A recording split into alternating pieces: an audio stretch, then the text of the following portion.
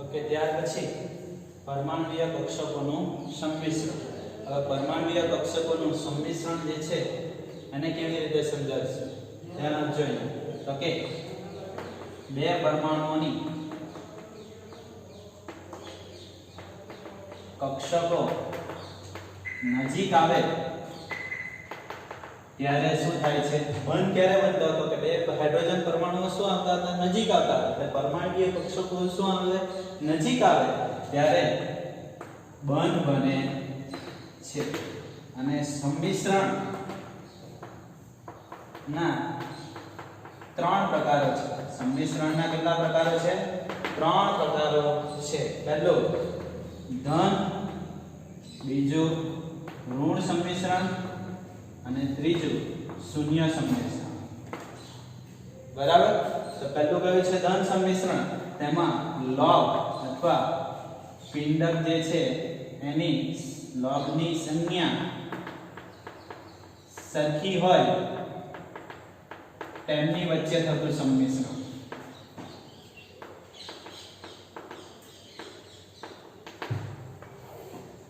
પછી આકૃતિ દ્વારા સમજીશું. ઋણ લોગની સંજ્ઞા કઈ? લોભ. લોભની સંજ્ઞા જુદી જુદી.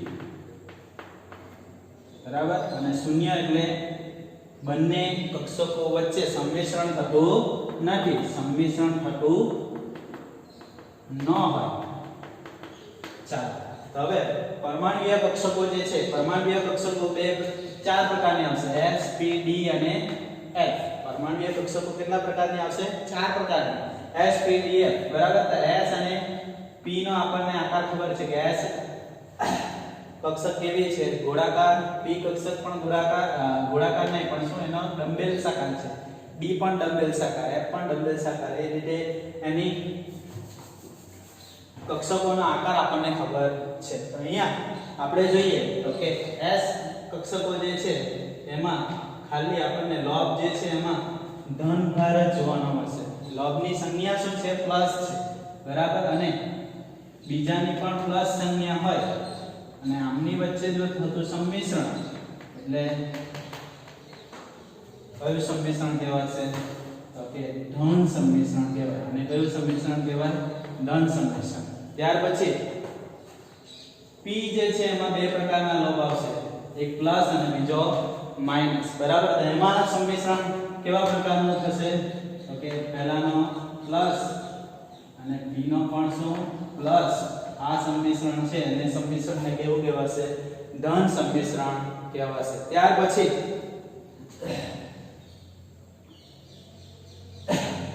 ઋણ સંમિશ્રણ વિશે જોઈએ તો કે આ કક્ષક છે S અને આ P ની વાત કરતા છીએ આપણે. S અને P કક્ષક માટે સમજાવીએ તો ધન અને ત્યાર પછી ઋણ.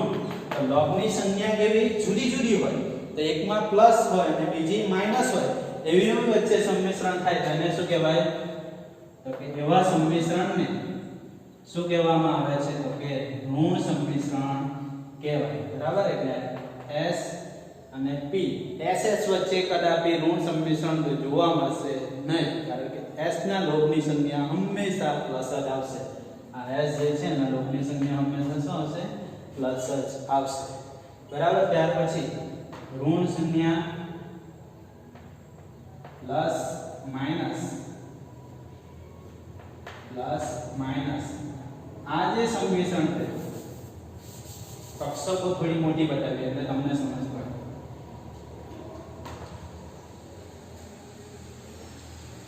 આ પ્લસ માઈનસ પ્લસ માઈનસ. બરાબર? આ જે સંમિશ્રણ થયું, બરાબર, આ જે ભાગ છે, આ સંમિશ્રણનો જે ભાગ છે એ કયું સંમિશ્રણ છે? તો કે ઋણ સંમિશ્રણ છે. અહીંયા પણ કયું સંમિશ્રણ છે? ઋણ સંમિશ્રણ છે. બરાબર? જો લોગની સંજ્ઞા કેવી હોય? સરખી હોય અને જે સંમિશ્રણ થાય એને શું કહેવાય? તો કે ધન સંમિશ્રણ કહેવાય. બરાબર? અહીંયા મેં વ્યવસ્થિત બતાવો તો આ રીતે પ્લસ. બરાબર? આ જે છે એ સંમિશ્રણ કહેવાશે. બરાબર? એટલે આ ધન સંમિશ્રણ. હવે શૂન્ય સંમિશ્રણની વાત કરીએ તો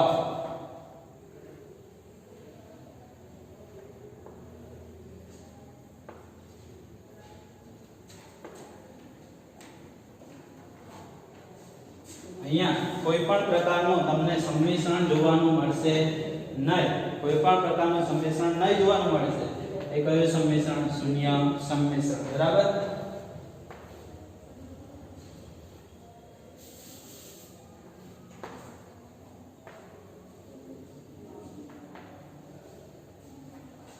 કોઈ પણ પ્રકારનું સંમિશ્રણ ન જોવા મળે એને કયું સંમિશ્રણ કહેવાશે? કોઈ પણ ભાગ તમને એકબીજા ઉપર ઓવરલેપ થયેલો ના જોવાના મળે તો એ સંમિશ્રણ કયું? શૂન્ય સંમિશ્રણ. બીજું કે અહીંયા z અક્ષ જે છે એને આપણે જે x અક્ષ લઈએ છે એને અહીંયા z અક્ષ કહેવાની, કારણ કે z અક્ષને પ્રમાણિત ગણેલી છે. એટલા માટે z જે છે એ આપણી x અક્ષ જે થાય એ આપણે કઈ થશે? z અક્ષ છે. અહીંયા તમને શૂન્ય સંમિશ્રણમાં લખેલું હશે z. બરાબર. આ z અક્ષ છે. બરાબર.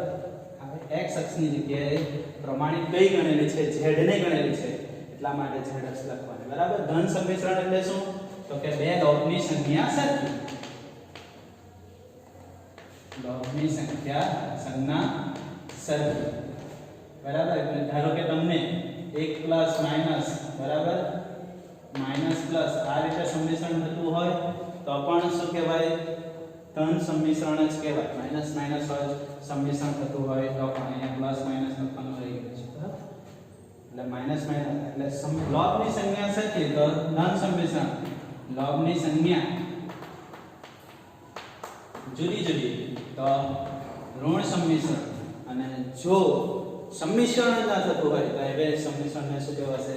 શૂન્ય સંમિશ્રણ. બરાબર. એટલું છે પરમાણ્વીય કક્ષકોનું સંમિશ્રણ.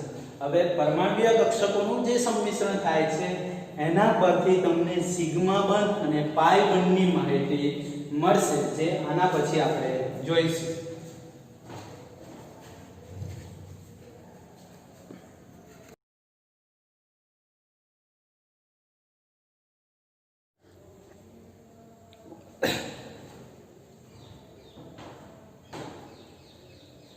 ઓકે, આગળ આપણે પરમાણ્વીય કક્ષકોનું સંમિશ્રણ જોયું કે પરમાણ્વીય કક્ષકોનું સંમિશ્રણ થાય તો જ શું બને? બંધ બને. એટલે કક્ષકોનું સંમિશ્રણ થતું હોય તો શું બનશે? બંધ બનશે.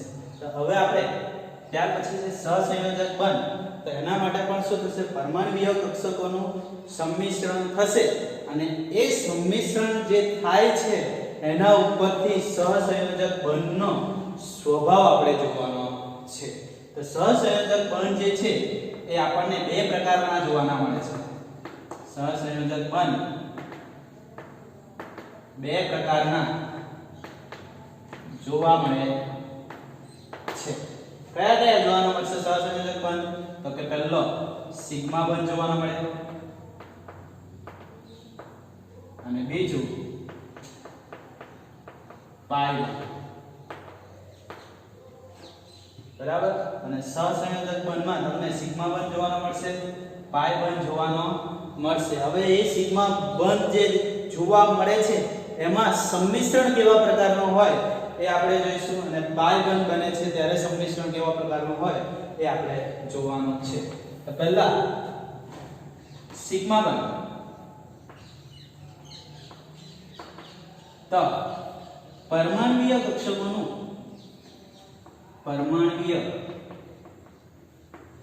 કક્ષકોનું સંમિશ્રણ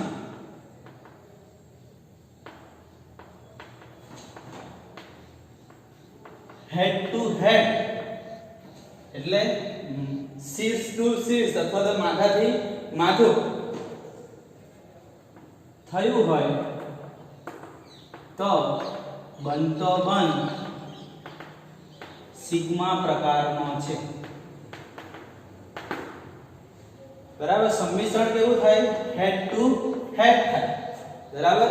શીર્ષ ટુ શીર્ષ થતું એટલે પહેલી પરમાણ્વીય કક્ષકનું શીર્ષ અને બીજી પરમાણ્વીય કક્ષકનું શીર્ષ આ રીતે સંમિશ્રણ થતું હોય તો એને શું કહેવામાં આવે? એ બંધ જે બનશે સંમિશ્રણથી જે બંધ બનશે એ બંધ કયો છે? સિગ્મા બંધ છે.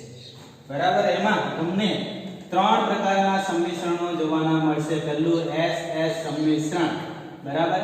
S કક્ષકનો આકાર, પરમાણ્વીય કક્ષકનો આકાર કેવો? ગોળાકાર અને એક ગોળાકાર બંને જે છે એમની વચ્ચે જે સંમિશ્રણ થાય બે S કક્ષકોના સંમિશ્રણથી હંમેશા કયો બંધ બનશે સિગ્મા બંધ બને કયો બંધ બનશે સિગ્મા બંધ બનશે બરાબર અહીંયા બે S કક્ષકોના સંમિશ્રણથી જે સિગ્મા બંધ બને છે એ થયું ત્યાર પછી બીજું સંમિશ્રણ તો કે સિગ્મા બંધ માટે છે તો કે S અને P કક્ષક વચ્ચે થતું સંમિશ્રણ તો કેવી રીતે જો એક S છે અને P છે બરાબર આ સંમિશ્રણ પણ કેવા પ્રકારનો છે તો કે બે સંમિશ્રણથી જે બનતો બંધ છે એ કયો બંધ છે સિગ્મા બંધ છે ત્રીજું P કક્ષક બરાબર એમાં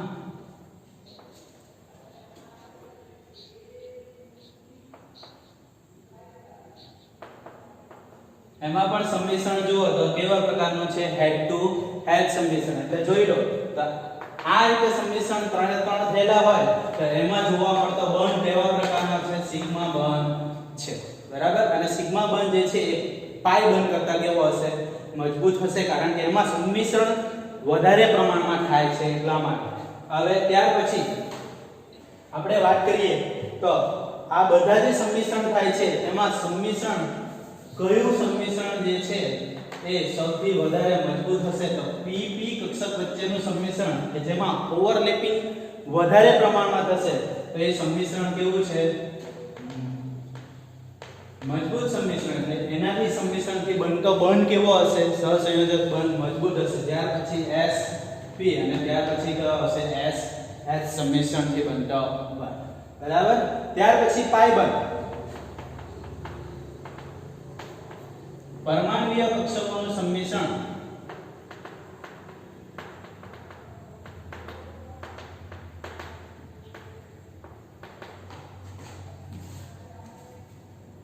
આંતરકેન્દ્રીય અક્ષને લંબ થતું હોય તો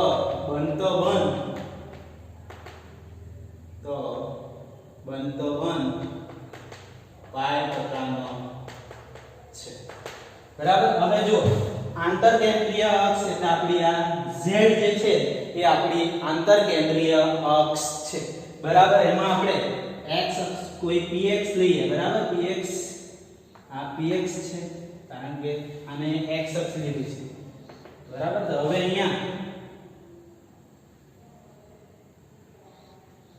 સંમિશ્રણ જો ક્યાં થાય છે તો કે આ સંમિશ્રણ થાય છે અને બીજું આ સંમિશ્રણ થાય છે એટલે કેવા પ્રકારનું તો કે ઇલેક્ટ્રોનીય વાદળ કેવા પ્રકારનું જોવાનું મળશે તમને આ રીતે જોવાનું મળશે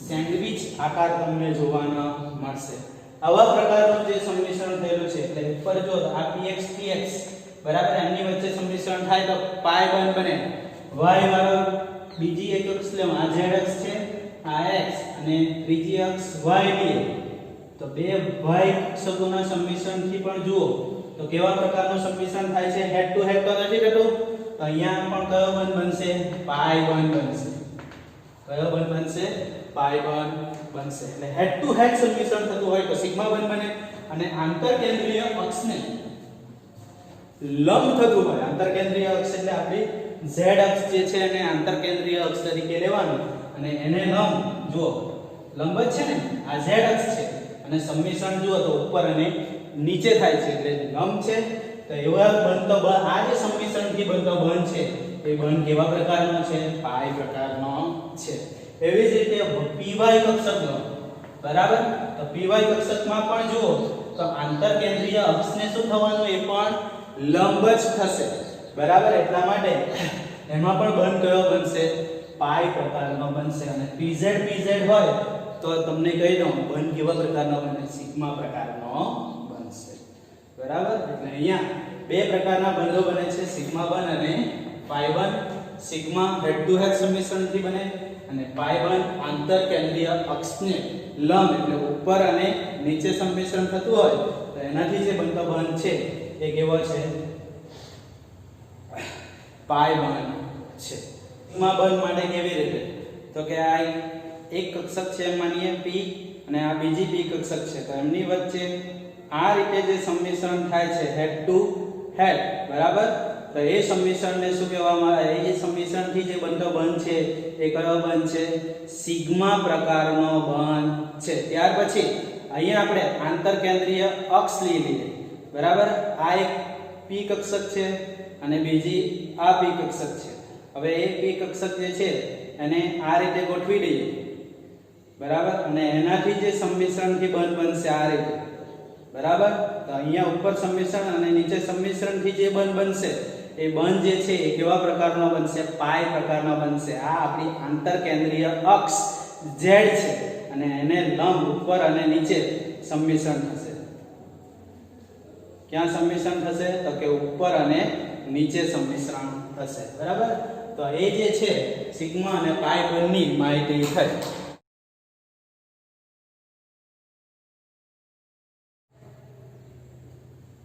ઓકે ત્યાર પછી બીજી થિયરી જે છે એમાં અણુનો આકાર સમજવા માટે ખૂબ જ ઇમ્પોર્ટન્ટ એવો ટોપિક સંકરણ બરાબર કે બીજી થિયરીમાં કેવા પ્રકારનું સંકરણ બીજી થિયરીથી જે અંદર બંધ બનતો છે એમાં કયા સંકરણો જોવા મળે છે અને એ સંકરણો આધારિત તમને કોઈ પણ સહસંયોજક બંધ ધરાવતા અણુનો આકાર ખબર પડે છે બરાબર હવે આપણે જોઈશું ત્યાર પછી સંકરણ કોને કહેવાય અને સંકરણમાં કઈ કક્ષકો ભાગ લે છે સંકરણ પર જતા પહેલા સંકર કક્ષકો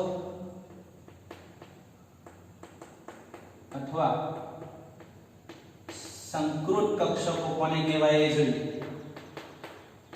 બંને સરખું હા સંકૃત અથવા તો સંકર કક્ષકો લખી દેશે બરાબર હવે સંકૃત કક્ષકો કોને કહેવાય તો પરમાણ્વીય કક્ષકો ના સંમિશ્રણથી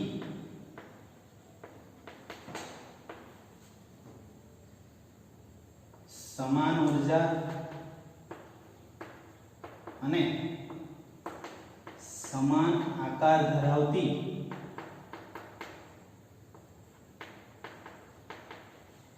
કક્ષકો ઉત્પન્ન થાય તેને સંકૃત કક્ષકો કહેવાય બરાબર સંકૃત કક્ષકોને કેને કહેવાય તો કે પરમાણ્વીય કક્ષકો ભેગી થાય અને સમાન ઊર્જા અને સમાન આકાર ધરાવતી કક્ષકો ઉત્પન્ન થાય તેને શું કહેવામાં આવે છે સંકૃત કક્ષકો કહેવામાં આવે છે હવે એનું ઉદાહરણ લઈએ ધારો કે મારી પાસે sp બે સંકૃત કક્ષકો sp બે સંકૃત કક્ષકો ઉત્પન્ન થાય છે બરાબર આ sp સંકૃત કક્ષકો સમજાવવાના છે sp સંકૃત કક્ષકોમાં પરમાણ્વીય કક્ષકો કઈ છે તો કે એક s પરમાણ્વીય કક્ષક છે અને બીજી કઈ છે p પરમાણ્વીય કક્ષક છે ચાલો તો s ગોળાકાર હશે અને p કેવા આકારની હશે ડમ્બેલ્સ આકારની હશે p નો આકાર કેવો હશે ડમ્બેલ્સ આકાર હવે આ બે કક્ષકોના સંમિશ્રણથી બરાબર તો અહીંયા દર્શાવીએ કક્ષકોનું સંમિશ્રણ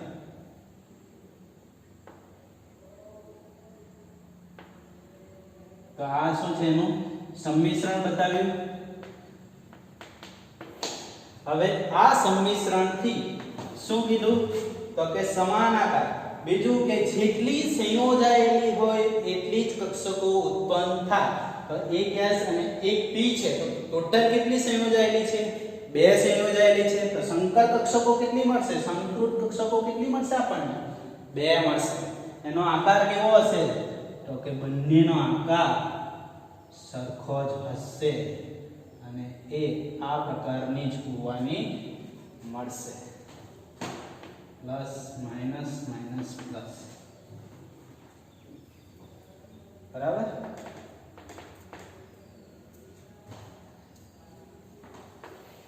તો અહીંયા આ જે છે એ ઉત્પન્ન થયેલ સંકૃત કક્ષકો છે, જેનો આકાર જોઈ લો તો બંનેનો કેવો આકાર છે, સરખો જ આકાર છે, અને એનો બનકોણ 180 ડિગ્રી અને આકાર કેવો છે, રેખીય આકાર છે.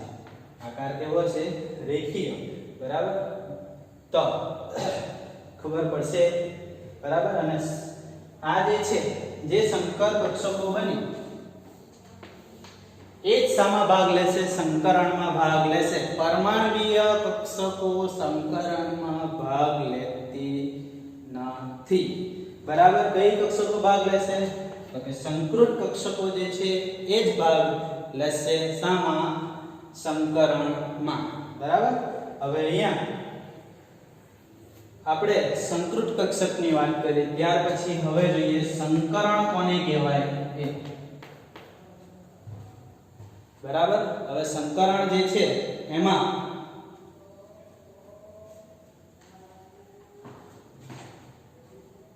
શુદ્ધ કક્ષકો એટલે પરમાણ્વીય કક્ષકોને બદલે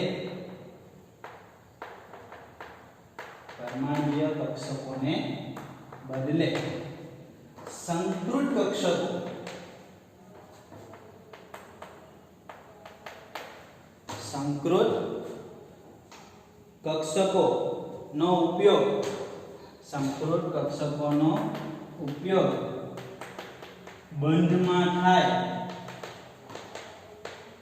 તેને સંકરણ કહેવાય, બરાબર. હવે આ જ ઉદાહરણની વાત કરી લઈએ આપણે. પરમાણ્વીય કક્ષક કઈ છે, S પરમાણ્વીય કક્ષક અને P પરમાણ્વીય કક્ષક, એમનું સંમિશ્રણ બતાવ્યું આવ્યું, બરાબર. એમના સંમિશ્રણથી જે ઉત્પન્ન થતી સંકૃત કક્ષકો બતાવી, એ સંકૃત કક્ષકો શામાં ભાગ લેશે, સંકરણમાં ભાગ લેશે. સંકૃત કક્ષકો શામાં ભાગ લેશે, સંકરણમાં ભાગ લેશે. આ સંકૃત કક્ષકો જે બની છે ને એ સંકરણમાં ભાગ લેશે. બીજી પરમાણ્વીય કક્ષક S અને P જે છે આ ભાગ લેતી નથી, બરાબર.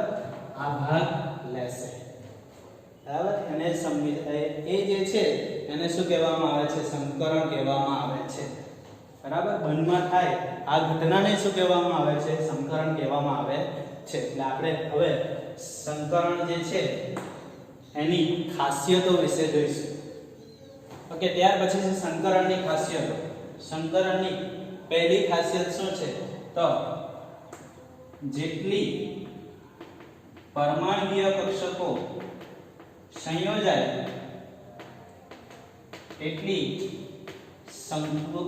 સંકૃત કક્ષકો ઉત્પન્ન થાય, બરાબર. ઉદાહરણ તરીકે જોઈએ આપણે એક S, બરાબર. આ કઈ કક્ષક છે, S કક્ષક છે, બરાબર. અને બીજી કઈ કક્ષક છે, P કક્ષક. આ બંને શું છે, પરમાણ્વીય કક્ષકો છે. બંને શું છે, પરમાણ્વીય કક્ષકો, બરાબર. હવે એનું સંમિશ્રણ બતાવીએ તો સંમિશ્રણ બતાવો તો શું થવાનું, આ આપણી Z અક્ષ લેવાની, Z અક્ષ પર આ બતાવવાની P કક્ષા, બરાબર. અને એનું સંમિશ્રણ એટલે એના ઉપર ઓવરલેપિંગ બતાવવાનું. આ શું છે, સંમિશ્રણ છે, બરાબર. અને એનાથી શું તેટલી છે, એટલે કેટલી, બે કક્ષકોનું સંમિશ્રણ થયું, એક S અને એક P, તો ઉત્પન્ન પણ કેટલી થશે, બે જ થશે, બરાબર. આ ઉત્પન્ન થયેલ સંકૃત કક્ષક છે, બરાબર. આ શું છે, સંકૃત કક્ષક છે. બીજું, ઉત્પન્ન થયેલ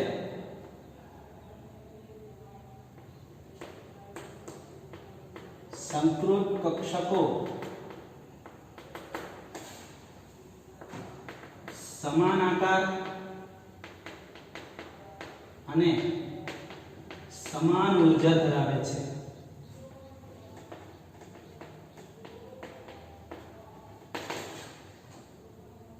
જો અહીંયા S અને P, S કક્ષક જે છે એની ઊર્જા કેવી છે? ખૂબ જ ઓછી.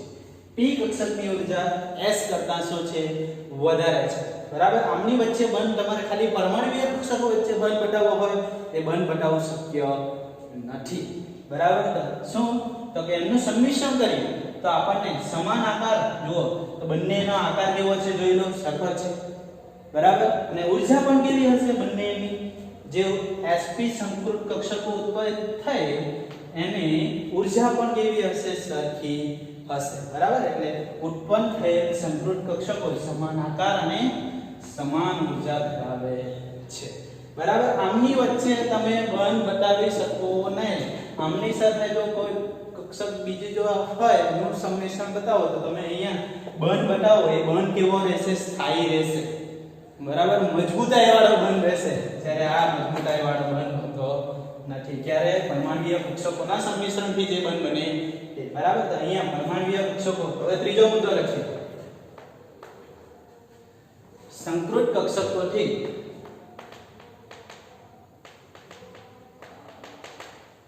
બનેલ બંધ સ્થાયી હશે અથવા તો કેવો હશે? મજબૂત હશે એમ કહી શકાય. સ્થાયી હશે એટલે કેવો છે? મજબૂત હશે. અને ચોથું કે અપાકર્ષણ ન્યૂનતમ લાગે એવી રીતે સંકૃત કક્ષકો ગોઠવાય. બરાબર. કારણ કે બંધ બનવાનો છે, બંધમાં પણ એ બંધ બનવાનો છે, પણ બંધમાં પણ શું છે? તો કે આમની વચ્ચે કશે પણ S કક્ષક જોડી દઉં તો આ બંધ બનવાનો. બરાબર. આજે બે બંધ બન્યા તો એમની વચ્ચે અપાકર્ષણ જે લાગે છે એ કેવું હોવું જોઈએ? ન્યૂનતમ હોવું જોઈએ, ઓછું હોવું જોઈએ. નહીતર શું થઈ જાય? આકાર બદલાય છે. બરાબર. એ આકાર ન બદલાય એના માટે અપાકર્ષણ કેવું હોવું જોઈએ? ન્યૂનતમ હોવું જોઈએ. એટલે જે સંકૃત કક્ષકો બનશે એ સંકૃત કક્ષકો નિશ્ચિત અંતર રાખીને ગોઠવાશે જેથી એમાં ઉદ્ભવતું અપાકર્ષણ કેવું હોય? એકદમ ઓછું હોય. આપણે વાત કરીએ તો કે sp2 કક્ષકોની સંકર કક્ષકોની વાત કરીએ. sp2 સંકર કક્ષકો છે એટલે ધ્યાન આપજો અહીંયા તો કે એક s અને બે p કક્ષકોનું સંમિશ્રણ છે. બરાબર. તો અહીંયા ધ્યાન આપજો. બે p છે, એક z અક્ષ પર લઈ લઈએ અને એક y પર લઈ લઈએ અને એના ઉપર આ s, આ pz, આ px. બરાબર. એક x, એક s અને બે p કક્ષકો એના સંમિશ્રણથી કઈ સંકર કક્ષકો ઉત્પન્ન થાય? તો કે sp2 સંકર કક્ષકો. કેટલી ઉત્પન્ન થશે? 3 sp2 સંકર કક્ષકો જે ઉત્પન્ન થાય છે એ આકાર કેવો હશે? એ ધ્યાનથી જુઓ. અહીંયા એ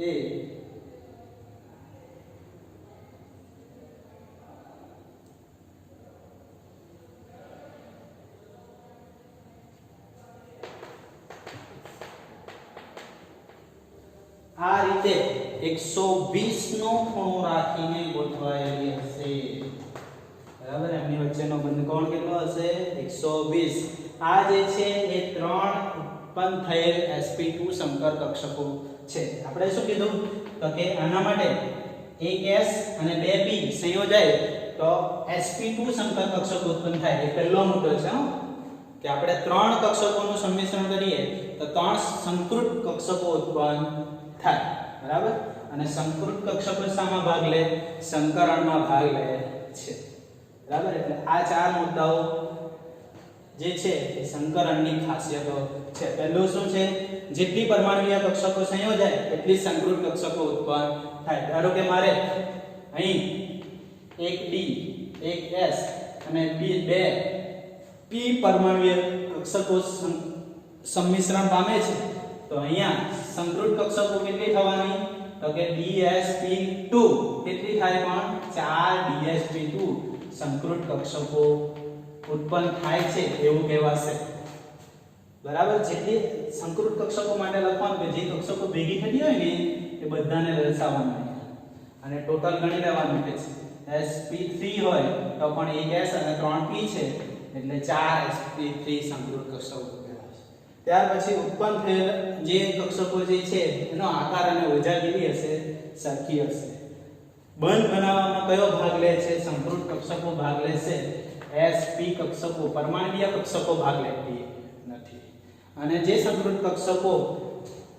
સમાન ઉર્જા અને સમાન આકારે ગોઠવાશે એ એકબીજા વચ્ચે નિશ્ચિત અંતર રાખીને ગોઠવાશે કે જેથી બંધ બને ત્યારે એમની વચ્ચે બંધના જે ઇલેક્ટ્રોન છે એમની વચ્ચેનું અપાકર્ષણ બળ કેવું હોય ન્યૂનતમ હોય એટલે અપાકર્ષણ બળ જે છે એ એના ઉપર અસર કરે નહીં એ રીતે જ ગોઠવાશે ત્યાર પછી સંકરણની શરતો આ ખૂબ જ ઇમ્પોર્ટન્ટ છે કેમ તો કે સંકરણ કેવી રીતે થશે એની માહિતી તમને આના ઉપરથી ખબર પડશે પહેલું પરમાણુના સંયોજકતા કોષના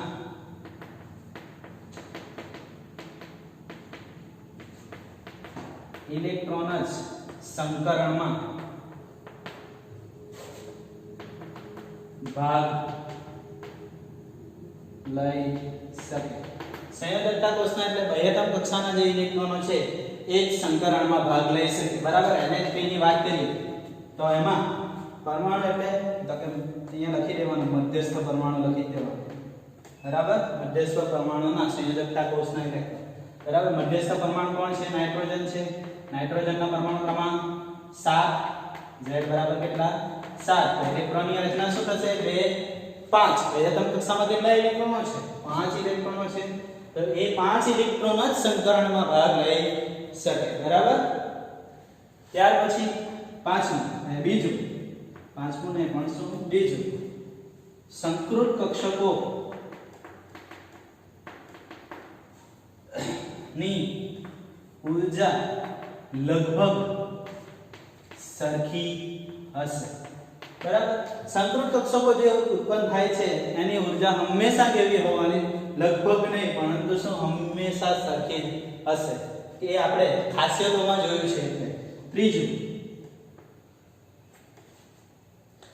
ત્રીજો મુદ્દો પહેલો મુદ્દો શું છે તો કે મધ્યસ્થ પરમાણુના સંયોજકતા કોષના ઇલેક્ટ્રોનો સામા ભાગ લે સંકરણમાં ભાગ લે બીજો શું છે સંકૃત કક્ષકોની ઊર્જા લગભગ કેવી હશે સરખી હશે સંકૃત અથવા સંકર કક્ષકો જે કેવ છે એ સંકરણમાં સંકૃત કક્ષકો સંકરણ માટે સંકૃત કક્ષકો હોવી જરૂરી છે બરાબર ત્યાર પછી ઇલેક્ટ્રોનની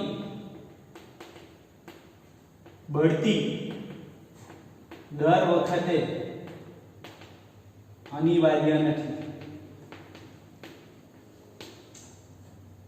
બરાબર ઇલેક્ટ્રોન જે છે એક કક્ષકમાંથી બીજી કક્ષકમાં મોકલવી એ દર વખતે જરૂરી હોતી નથી જે પ્રમાણે સંકરણ થતું હોય અને જરૂરિયાત હોય તો એ પ્રમાણે તમારે S માંથી P માં પણ ઇલેક્ટ્રોન મોકલવો પડે P માંથી D માં પણ ઇલેક્ટ્રોન મોકલવો પડે એવા ઉદાહરણો આપણે જોઈશું ત્યારે તમને ખબર પડશે બરાબર એટલે ઇલેક્ટ્રોનની બઢતી એટલે શું તો કે S કક્ષકમાંથી તમારે P કક્ષકમાં કોઈકવાર મોકલવાનું થાય અથવા તો P કક્ષકમાં હોય અને D માં મોકલવાનો થાય અથવા S માંથી સીધો D માં મોકલવાનો થાય બરાબર એટલે આ જે છે એને શું કહેવાય તો કે ઇલેક્ટ્રોનની બઢતી ઇલેક્ટ્રોનની બઢતી દર વખતે અનિવાર્ય નથી દર વખતે થવી જ જોઈએ એવું જરૂરી નથી અને છેલ્લું બરાબર અપૂર્ણ ભરાયેલી કક્ષકો વચ્ચે જ બંધ બનશે બરાબર અપૂર્ણ ભરાયેલી કક્ષકો જે છે પરમાણ્વીય કક્ષકો એ જ સામા ભાગ લેશે સંકૃત કક્ષકો બનવામાં ભાગ લેશે બરાબર એ સંકૃત કક્ષકોથી જે બંધ બનશે એ બંધ કેવો હશે મજબૂત બંધ હશે અને અપૂર્ણ ભરાયેલી કક્ષકો વચ્ચે શું થાય છે બંધ બને છે અને બંધ ન બનતો હોય એ કયા સ્વરૂપે રહેશે? અબંધકારક સ્વરૂપે. અબંધકારક સ્વરૂપે લખવું. બંધમાં ભાગ ન લે, અહીંયાથી લખવું, બંધમાં ભાગ ન લે તો અબંધકારક સ્વરૂપે લખવું. બરાબર. અર્ધપૂર્ણ કક્ષકોજ અપૂર્ણ નહીં પણ શું? અર્ધપૂર્ણ કક્ષકોજ, અર્ધપૂર્ણ ભરાયેલી કક્ષકોજ સંકરણમાં ભાગ લેશે. બરાબર. એટલે આ સંકરણ માટેની શરતો જે છે એ ખૂબ જ ઇમ્પોર્ટન્ટ છે, તો જ એના ઉપરથી તમે સંકરણ જે છે એને સમજી શકો. બરાબર. ત્યાર પછી સંકરણના પ્રકારો છે એ પછી જોઈશું.